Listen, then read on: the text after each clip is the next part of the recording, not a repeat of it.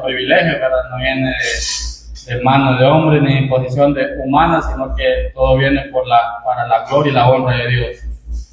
Vamos a hablar, como hemos venido viendo, los miércoles, pues el pastor tomó a bien a hacer un estudio, ¿verdad? Hacer un estudio acerca del libro de Marcos. Entonces hemos estado viendo acerca de quién fue Marcos, el libro de Marcos, ¿para quién va dirigido, hermanos? Ya lo olvidó.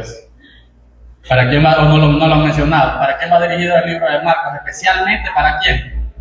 Para los romanos. Muy bien, ¿no? La hermana mamá del pastor le pone las pilas. Así que vamos a dar inicio. Primeramente, el tema de esta noche lo titulé La máxima autoridad incomparable de Jesús. Oigan, la máxima autoridad incomparable de Jesús. Vamos a ir a Marcos capítulo 1, versículo 21 al 28. Marcos capítulo 1, el versículo 21 al 28. Y la palabra de Dios se lee así. Y entraron en Capernaum, y los días de reposo, entrando en la sinagoga, enseñaban. Y se admiraban de su doctrina, porque les enseñaba como quien tiene autoridad, y no como los escribas. Pero había en la sinagoga de ellos un hombre con espíritu inmundo, que dio voces, diciendo: ¿qué tienes con nosotros, Jesús Nazareno? ¿Has venido para destruirnos? Sé quién eres, el Santo de Dios. Pero Jesús le reprendió diciendo: cállate y sal de él. Y el espíritu inmundo, sacudiéndolo con violencia y clamando a gran voz, salió de él. Y todos se asombraron de tal manera que discutían entre sí diciendo: ¿qué es esto? ¿Qué nueva doctrina es esta que con autoridad manda aún a los espíritus inmundos y le obedecen? Y muy pronto se difundió su fama por toda la provincia alrededor de Galilea. Oremos, hermanos. Padre, Señor que estás en los cielos, te damos las gracias por tu gran amor y por tu gran misericordia, Señor, porque tú, Señor, has permitido, Señor, que cada uno de nosotros hayamos venido aquí, Señor, a reunirnos como hermanos en Cristo que somos, Señor, como pecadores, pero redimidos por esa sangre preciosa de Cristo Jesús en la cruz del Calvario, Señor. Gracias, Señor, sabemos de que te fallamos, que pecamos, que erramos al blanco, Señor, pecamos de vista, de pensamiento, de hecho y de visión, que sabemos, Señor, de que esta vieja naturaleza siempre está inclinada a hacer el mal, Señor, no porque nosotros queramos, Señor, sino que incluso tu palabra lo dice así, tu palabra lo explica, Señor. Y sabemos que también, a pesar de que tenemos una vieja naturaleza, también tenemos el Espíritu Santo desde el momento en que creímos, Señor, y que ya depende de nosotros, Señor, dejarnos guiar por el Espíritu Santo o por la vieja naturaleza, Señor. Gracias, Señor, porque me has permitido y me has dado el privilegio en este día, Señor, de poder exponer tu palabra, Señor. Utilízame, Señor, que sea un instrumento tuyo, que toda palabra que salga de mi boca, Señor, sea para edificar tu iglesia, Señor, sea para darte la gloria y la honra solo a ti, Señor, y darnos ese entendimiento, esa sabiduría y ese don de discernimiento, Señor, para poder comprender tu palabra, para poder entenderla, Señor, y esa sabiduría, Señor, para poder aplicarla en nuestro diario vivir, Señor, para poder exponérsela a las demás personas, para poder enseñar, para poder hacer discípulos, Señor, y para que tú siempre te lleves toda la gloria, Señor. En el nombre de Cristo Jesús te hemos orado. Amén y amén. Vamos a ver, ¿cómo era el tema de la noche? ¿Cómo era el tema? Le voy a dar una clave, ¿verdad? Tiene que ver con la autoridad. La autoridad de Jesús. El tema, les había dicho, es la máxima autoridad incomparable de Jesús. Oigan, la máxima autoridad incomparable de Jesús. ¿Y por qué? Porque, digamos, estuve ahí meditando cómo le ponía el tema, ¿verdad? No es que se mire llamativo y qué poderoso ese tema, ¿verdad? Sino que realmente el libro de Marcos habla acerca de eso, habla acerca de, Marcos le habla a los romanos. ¿Por qué? Porque los romanos siempre se identificaban, ¿por qué? Por el poder y por la autoridad que ellos tenían. Incluso dentro de todo el libro, se ve que el libro de Romanos fue escrito de una manera diferente en comparación a los otros evangelios. ¿Por qué? Porque era dirigido a personas que no eran como los griegos en el caso de Lucas, que utilizaba palabras más rebuscadas, sino que incluso explica más detalladamente ciertos acontecimientos en el caso de Marcos.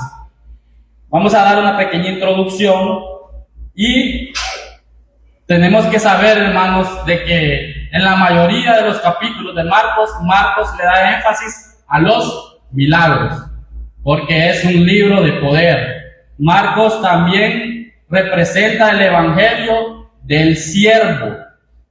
También se le conoce como el evangelio del siervo, porque de esa manera Marcos expone ¿a quién?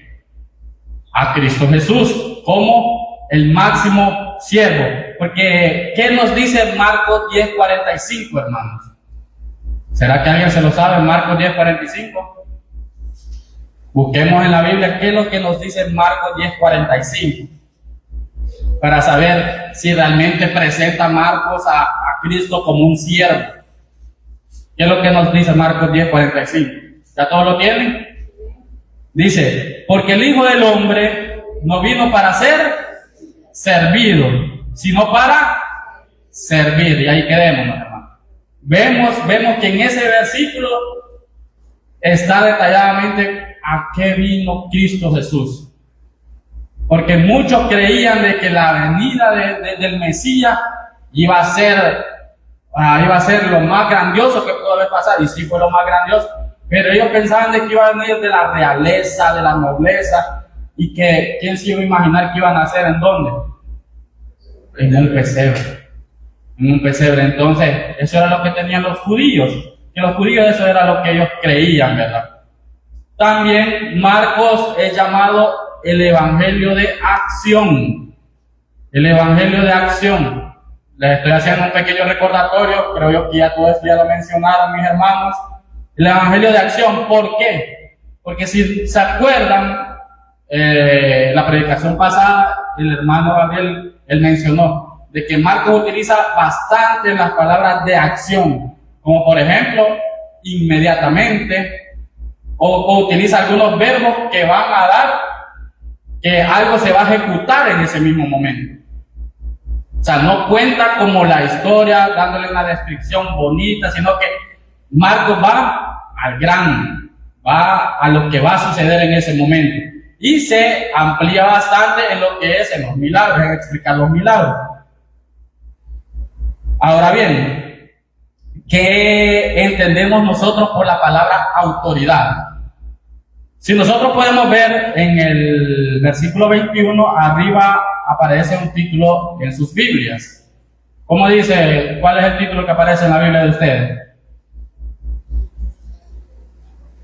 ¿O no les aparece el título en el versículo 21?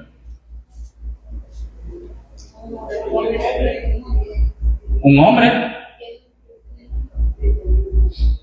que tenía un espíritu inmundo. Entonces, desde ese momento estamos viendo de que se va a hablar acerca de un endemoniado, ¿verdad? De un endemoniado. Entonces, pero en este pasaje, hermanos, Marcos lo que quiere dar a entender no es tanto de que existen los demonios, que sí existen. No es tanto dar a entender de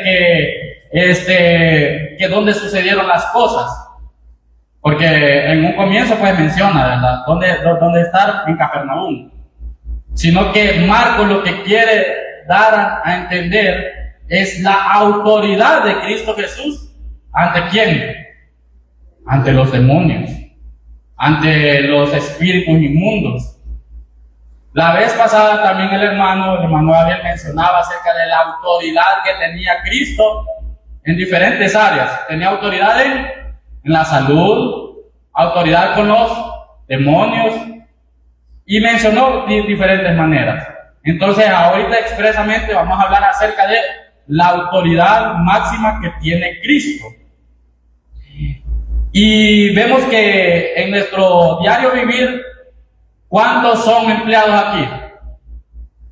De algún trabajo secular, algún trabajo tradicional, ¿cuántos son empleados? Además, hay muchos empleados, ¿verdad? Entonces, y ustedes tienen una autoridad, ¿sí o no?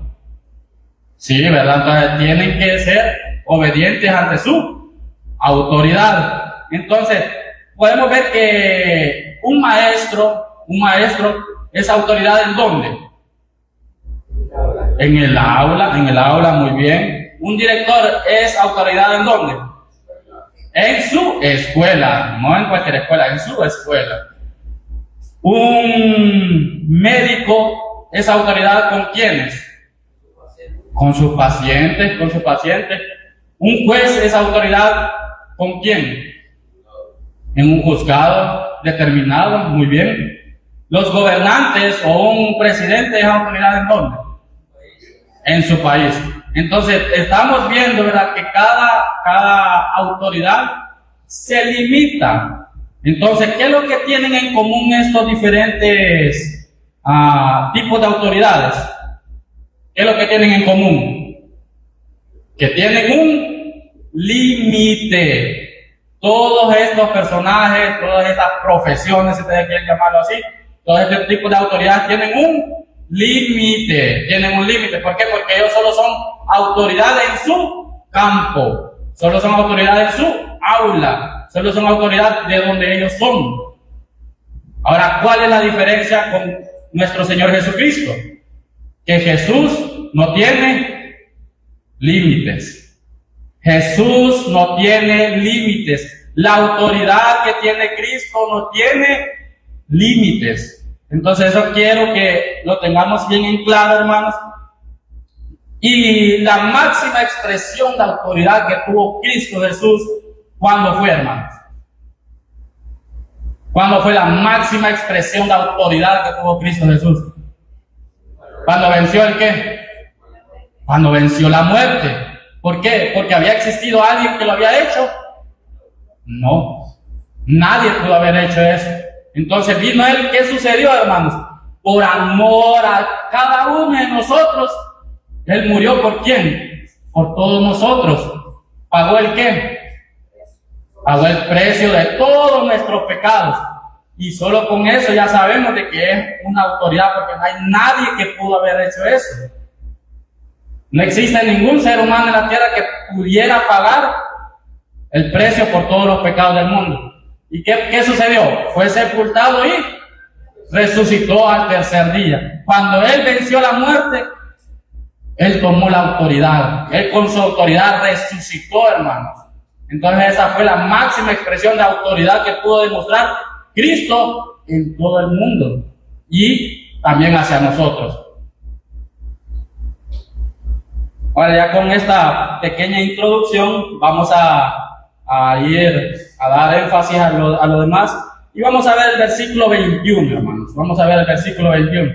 Recordemos, hermanos, que habíamos estado viendo acerca de que Juan presentó a Cristo, también de que Cristo empezó a predicar y ya después de eso empezó a escoger a sus discípulos.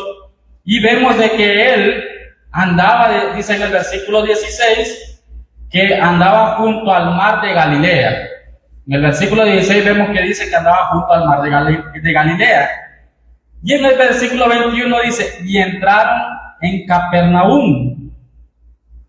Capernaum, hermanos, era una próspera villa pesquera de Galilea, perteneciente a Galilea. Y también otro dato a tomar en cuenta, por el cual Marco lo toma, es que poseía una guarnición romana. También había un establecimiento romano ahí y estaba localizado en un camino principal. Entonces vemos, hermanos, de que otro dato interesante es que hay dos palabras de acción, hay dos verbos de acción. Les dije, ¿verdad?, que Marcos era el evangelio de acción. ¿Y cuáles son estas dos palabras de acción? ¿Cuáles son? Entraron, y la otra palabra es entrando. Entrando, ¿por qué? Porque dice que inmediatamente, pues vaya en otras palabras, inmediatamente Cristo llegó a Capernaum, y ¿qué dice? Entrando, ¿qué era lo que él hacía? ¿Qué era lo que él llegó nomás iba entrando? ¿Qué era lo que él iba haciendo? Enseñaba. Entonces Marcos nos está describiendo de que Cristo nomás llegó, entró a la sinagoga y empezó ¿a qué? A enseñar. Empezó a enseñar. Y ya sabemos, ¿verdad?, que era lo que él empezó a enseñar, ¿verdad?, acerca del evangelio del reino. Y también otro dato interesante es que vamos a aprender qué es una sinagoga, hermano. Porque yo sé que muchos lo hemos escuchado aquí, pero no sé si realmente alguna vez nos hemos preguntado qué es una sinagoga en sí.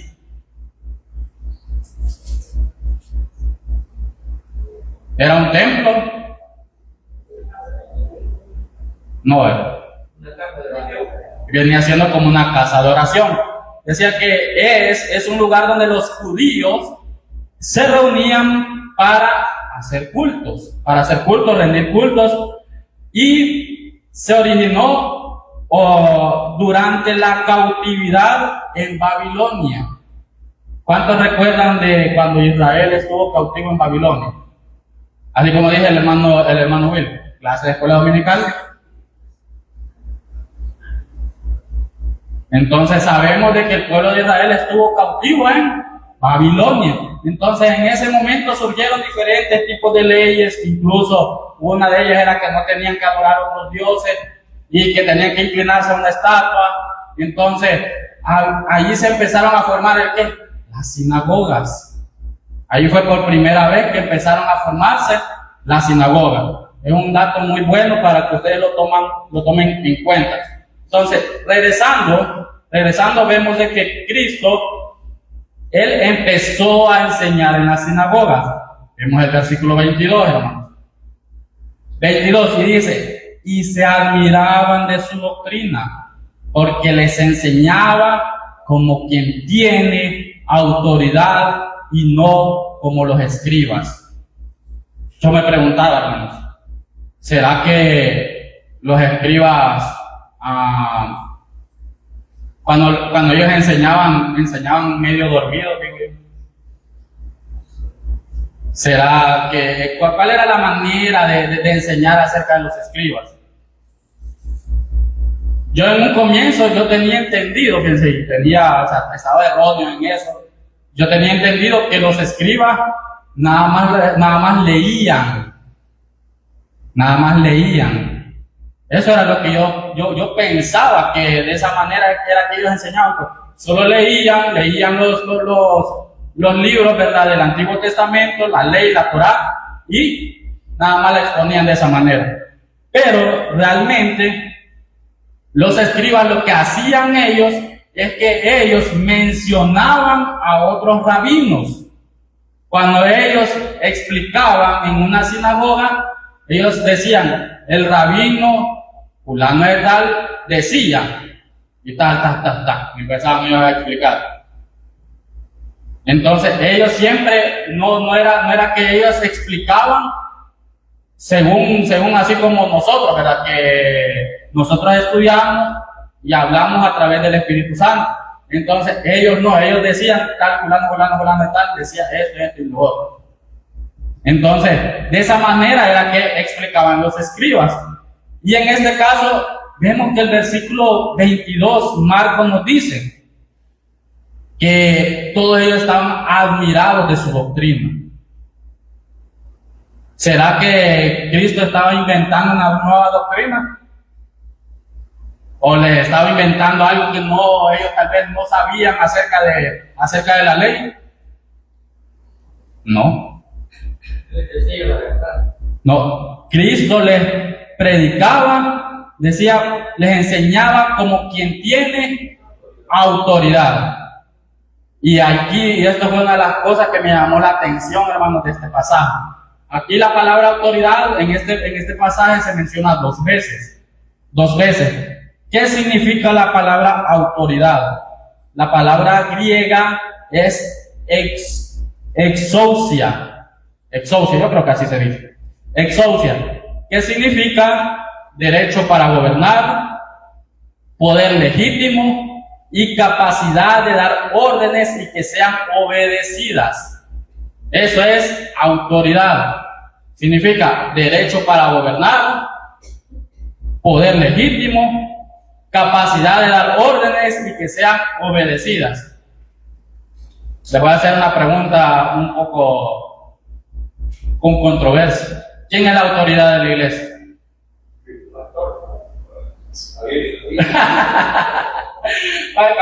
Así más fácil. ¿Quién es la autoridad de esta iglesia? Así nos vamos textualmente, ¿verdad? Y espiritualmente es Cristo. Cristo es la autoridad.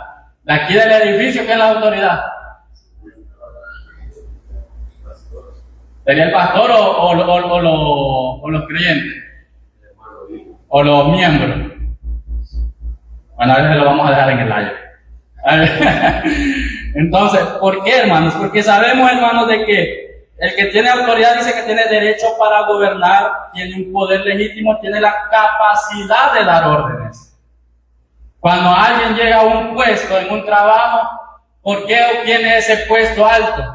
Porque él está capacitado para dar órdenes. Y no solo eso, dice, y que sean obedecidas. Pero la mayoría de aquí, cuando el pianista nos da una orden, nosotros obedecemos porque ya sentimos.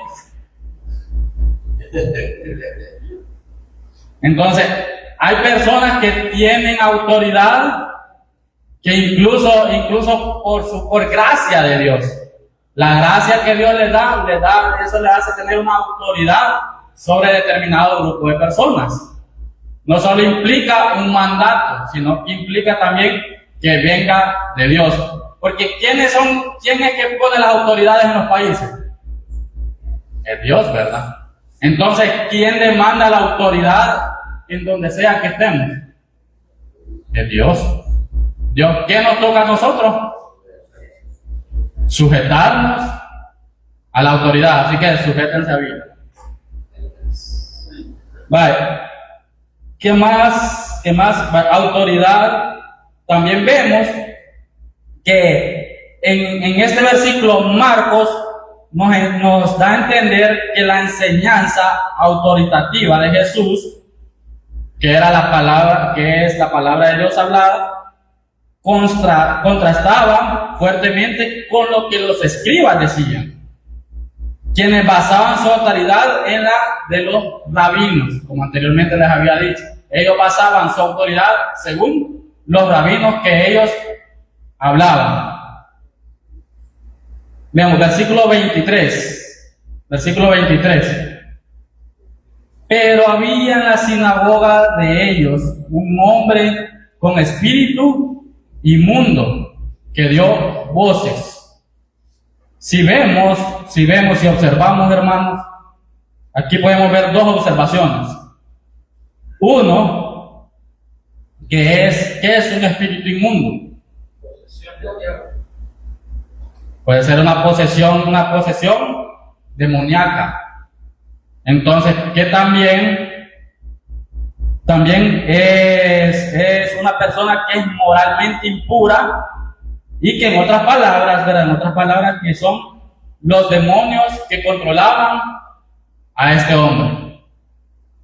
Eran demonios. No nos vamos a meter, hermanos, a hablar acerca de demonios y ángeles, porque eso ya es un tema más profundo, más extenso, y que no es lo que trata realmente aquí el pasaje, sino que estamos hablando acerca de la autoridad. Pero en este caso sí vemos de que existen los demonios.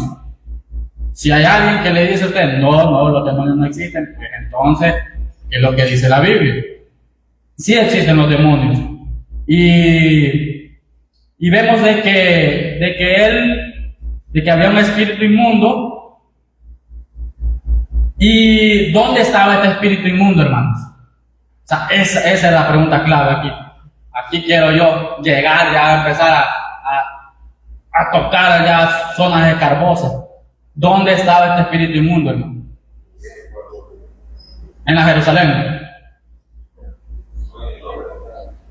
Ah, sí, en el hombre, está en el hombre. Sí, el hombre estaba en la sinagoga.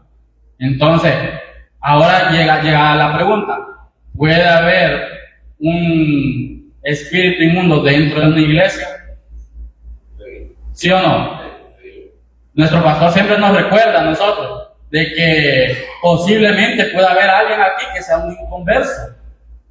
Y muy bien nosotros sabemos y conocemos de que solo a quienes poseen los demonios, a los inconversos. O sea, nosotros en la carne, ¿qué es lo que pasa cuando nosotros andamos en la carne? Podemos ser influenciados, mas no poseídos. ¿Por qué? Porque tenemos el Espíritu Santo de la promesa, ¿verdad? Así que vemos aquí que también nos da a entender Marcos de que esta persona estaba dentro de la sinagoga. Así como por eso, digamos, siempre tomamos a bien hacer recordar el Evangelio, hermanos. ¿Por qué? Porque puede haber alguna persona que todavía no haya creído o todavía esté confiando en que sea por asistir a la iglesia, en que sea por hacer obras, que puede salvarse. Esa es una de las cosas que también podemos observar en este versículo, de que puede ser que aquí entre algunos de nosotros pueda haber, no te dicen algún demonio, ¿verdad?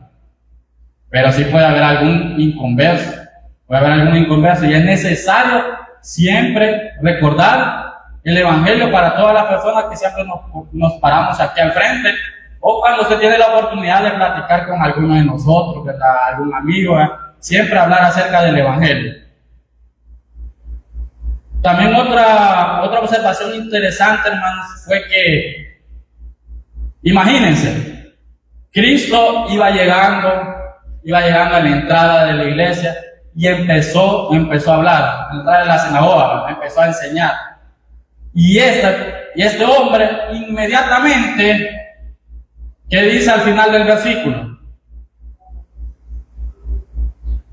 ¿Qué dice al final del versículo 20? Dio voces. O sea, él cuando estaba escuchando a Cristo que empezaba a enseñar, él automáticamente brincó. ¿Qué nos da a demostrar eso, hermano? ¿Qué nos da a demostrar eso? ¿Qué nos dice Juan 3:20? Busquemos Juan 3:20. Busquemos Juan 3:20.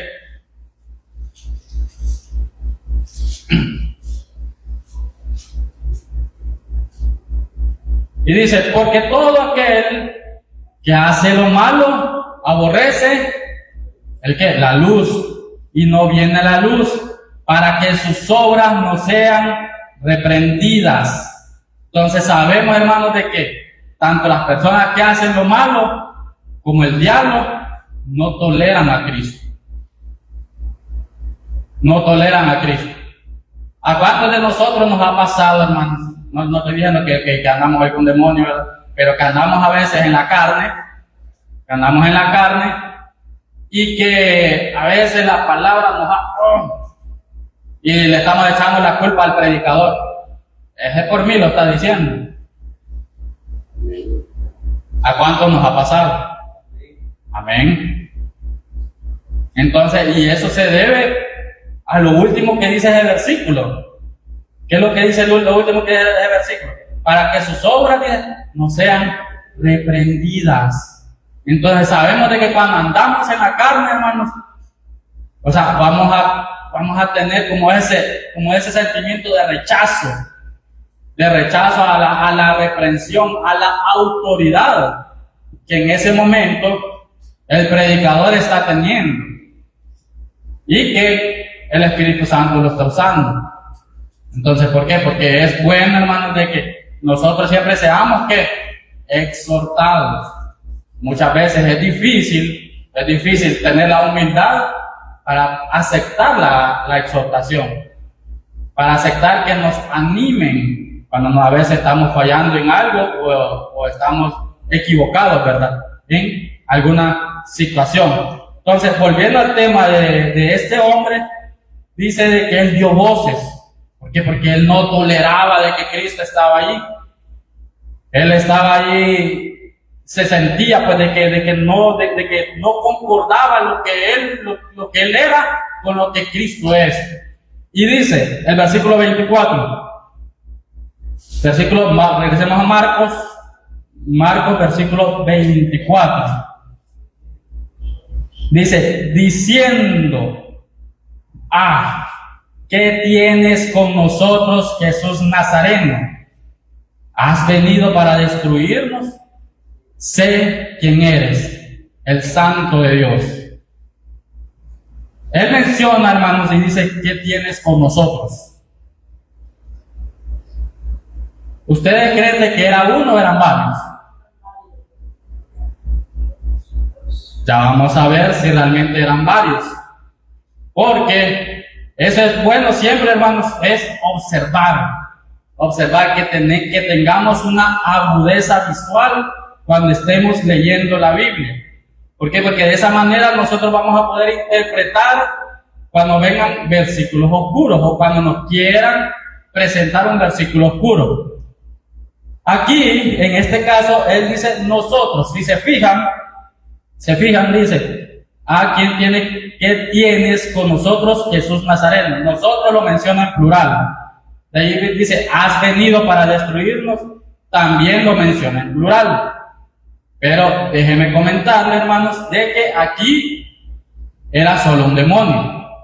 Pero él estaba hablando en representación de todos los demonios. Eso es lo que sucede. Ya les voy a decir por qué habla de solo de un demonio. Porque recordemos que dice que era un espíritu inmundo. Más adelante también vemos que cuando Cristo le dice, cállate y sal de él, se está refiriendo a uno, no dice, salgan de él. Como en el caso de los demonios que que se fueron al hato de los cerdos. Que allí ellos dijeron, somos muchos, legión, ¿verdad? Es bueno ser observador, hermanos. Volvemos y dice, entonces este demonio sabía de que no pertenecía al mismo reino que Jesús. Entonces vamos a ver unas cosas que los demonios realmente sí saben, a diferencia de los seres humanos. Una de las cosas que podemos ver es que él le dice, ¿Jesús qué? Jesús Nazareno.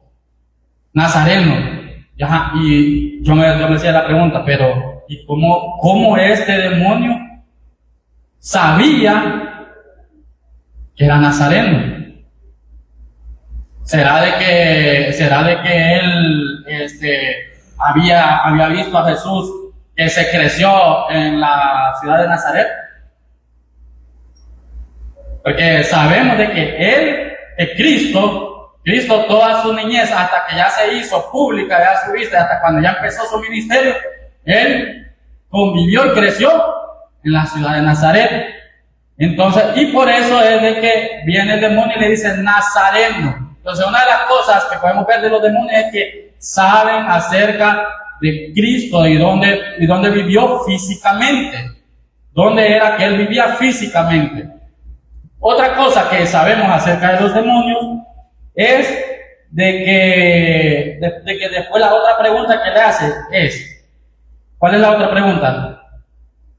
¿Has venido para destruirnos? ¿Cuál es la otra cosa que saben los demonios también? O sea, ellos están 100% seguros que hay un castigo. Hay un castigo que ¿dónde van a ser castigados los demonios? En el lago de fuego. Y sabemos de que ahí va a ser el juicio final. Entonces, ya los demonios sabían con anticipación eso. Entonces, por eso les dice, has venido para destruirnos. O sea, se estaban preguntando de que será que ya es el momento de que ya nos destruya, de que ya nos castigues. Ya los demonios también ya saben acerca de qué, acerca de las profecías, hermano. Saben acerca de toda la Biblia. ¿Qué es lo que sucedió cuando Cristo fue tentado? Que lo vimos anteriormente, solo que Marcos no se extiende mucho en eso, ¿verdad? Pero ¿qué es lo que sucedió? ¿Qué pasó con Satanás ahí? Satanás le leyó la Biblia a Cristo, pero de manera que malinterpretada. Lo utilizó a su conveniencia, como muchas personas lo hacen hoy en día, y que incluso hasta nosotros lo podemos hacer. Cuando andamos en la carne podemos malinterpretar la Biblia y utilizarla ¿qué? A nuestra conveniencia. ¿Sí o no? Sí. Puede suceder, hermano. Entonces sabemos de que los demonios saben, conocen la Escritura y conocen el juicio que va a haber al final. ¿Qué otra cosa también conocían los demonios acerca de Cristo? Que era Él Santo de Dios. ¿Qué significa la palabra santo, hermanos? Apartado. Entonces Él era sin culpa, Él era sin pecado. Entonces a Él los demonios sabían de que era el Hijo de Dios. Lo reconocieron automáticamente cuando lo vieron. Ya sabían con quién estaban hablando. Y que Cristo va a ser el juez, es el juez supremo que los iba a castigar. Entonces ellos ya sabían todo eso. Entonces son de las cosas que sabemos o que estamos conociendo que los demonios saben. ¿Por qué? Porque muchas personas, cuando nosotros a veces, y me ha pasado a mí, cuando a veces evangelizando a 2 o 3 personas, me dijeron que los demonios creen y tiemblan. Y Dios es uno. Entonces ellos se enfocan en que no solo basta con creer, porque los demonios creen. Pero es cierto, los demonios creen. Los demonios, ¿qué eran antes? Eran ángeles. Entonces, ¿qué quiere decir eso, hermanos? Que ellos estuvieron antes de la creación del mundo. Ellos estuvieron con Dios, ellos estuvieron con todo, cuando eran nada más los ángeles. Entonces, conocen quién es Cristo. Conocen quién es el Espíritu Santo.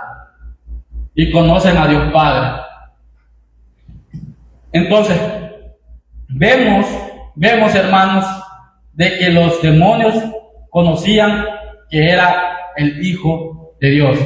Y dice el versículo 25, hermano. Pero Jesús, aquí ya vemos, miren, pero Jesús está hablando acerca de uno, le reprendió diciendo, cállate y sal de él. Entonces, Cristo fue bien duro, hermanos. Cuando esa expresión que dice cállate fue bien duro, porque en el original griego era un mandato imperativo de Cristo que significa, no sé cómo se pronuncia, si es fimo o pimo, no sé, Phimo, que eso significa enmudece. Y también significa cierra la boca con un bozal. O sea, realmente es como que digamos, no sé si realmente es una mala palabra, pero sí yo que sé que es fuerte. En inglés, para uno decir guardar silencio, hay una frase que es keep silent, es la frase normal, la educada, ¿verdad? Pero la mal educada, ¿cuál es? Ya se la saben, ¿verdad? Entonces, estamos aprendiendo a hablar en lengua, vaya, hermano, que vamos a tener más que hablar en lengua. Entonces, Es una expresión que se utiliza de una manera dura, de una manera fuerte, de una manera grotesca. Entonces, Cristo en este momento utilizó una expresión dura. ¿Para qué? Para que el demonio se callara, enmudeciera, guardara silencio. ¿Pero por qué creen ustedes, hermanos? ¿Por qué Cristo, diciendo, bueno, si estos no me creen a mí, tal vez le creen a este demonio, ¿verdad? Pudiera haber pensado, ¿verdad? ¿Por qué? Porque el demonio estaba hablando acerca de quién. De quién era Cristo. Pero la cuestión aquí, hermano, es de que todavía Cristo no había empezado a testificar de quién era Él realmente. Entonces, por eso Él mandó a callar al demonio, porque Él no iba a aceptar que un demonio que viniera del diablo diera testimonio acerca de qué, acerca de Cristo, acerca de que Él era Dios. Él no iba a permitir eso, no iba a permitir que un demonio testificara acerca de quién era Él. Ahora la otra pregunta es ¿por qué tampoco no lo permitió? Y le voy a hacer un recordatorio. Más adelante, creo yo que según la cronología de la vida de Cristo, más adelante se habla también acerca de que los fariseos se quejaban acerca de Cristo y decían de que él era quién, que él echaba demonios en nombre de quién, en nombre de Belcebú. Ya lo estaban relacionando con quién, con los demonios. Entonces ahora la pregunta sería, ¿y cómo un demonio va a sacar otro demonio? ¿Verdad? No puede, digamos, la oscuridad sacar a la oscuridad. Entonces, por eso fue una de las cosas por las cuales Cristo también no permitió que este demonio hablara acerca de él. ¿Por qué? Porque lo iban a relacionar ya con los demonios. Y eso era lo que Cristo quería evitar que la gente pensara, que los seres humanos pensaran en ese momento.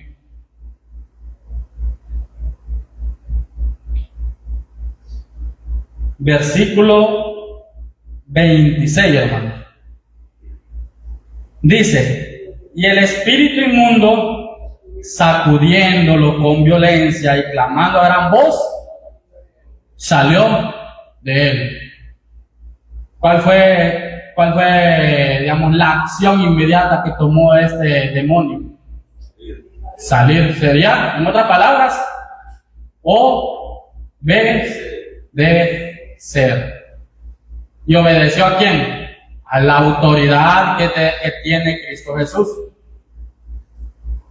Entonces, la obediencia del demonio autenticó las enseñanzas de Cristo, dando así una evidencia más de su autoridad divina.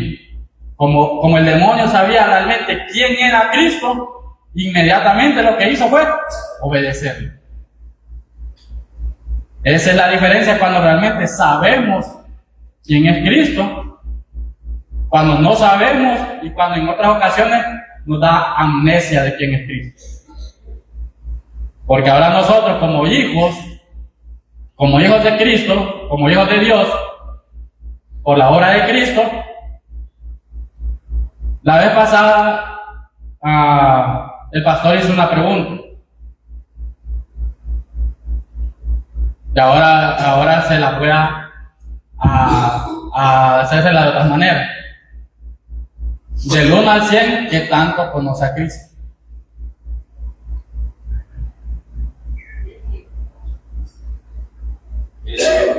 Porque a veces de que sabemos, lo que sabemos es de que Cristo murió por nosotros en la cruz del Calvario, amén. Como decía aquel, amén o no amén. Conocemos eso, conocemos todas las promesas que nos ha heredado, a través de ese sacrificio, a través de creer en ese sacrificio. Pero ahora conocemos la autoridad que Él tiene sobre nosotros. Conocemos que ya no somos esclavos del pecado, sino que ahora somos esclavos de Dios.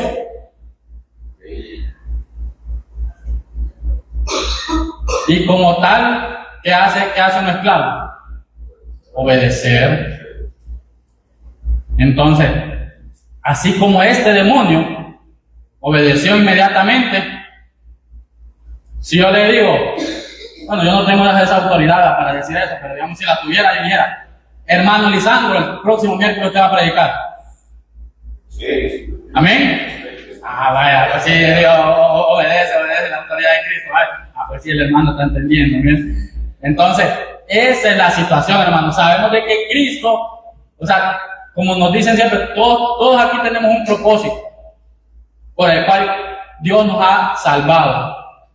Entonces ahora tenemos que ser obedientes a ese propósito.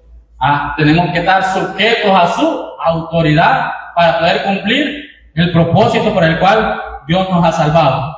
Seguimos ya para ir terminando. 27 y 28.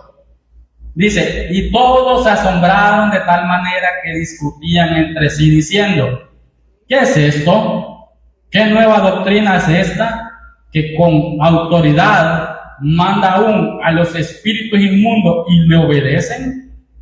Y muy pronto se difundió su fama por toda la provincia alrededor de Galilea. Vemos, hermanos, que esto que Cristo hizo y la obediencia de este demonio hacia Cristo hizo una discusión entre los que estaban ahí en esa sinagoga. Y era que se preguntaban cuál era esa doctrina. O sea, lo que ellos veían era la doctrina, pero no veían quién era el que estaba ahí. Eso era lo que ellos no se fijaban, sino que ellos estaban viendo más bien las enseñanzas y no quién realmente era el que estaba ahí. Y fue tanto el impacto que vemos en el versículo 28 que dice que su fama se difundió por toda el área. Y finalizo con esta frase, hermanos. Cuando Jesús habla, el mar enmudece. Cuando Jesús ordena, los demonios obedecen. Y cuando Jesús viene a tu vida, todo resplandece. Oremos, hermanos. Padre, Señor que estás en los cielos, te damos las gracias por tu gran amor, por tu gran misericordia, Señor, porque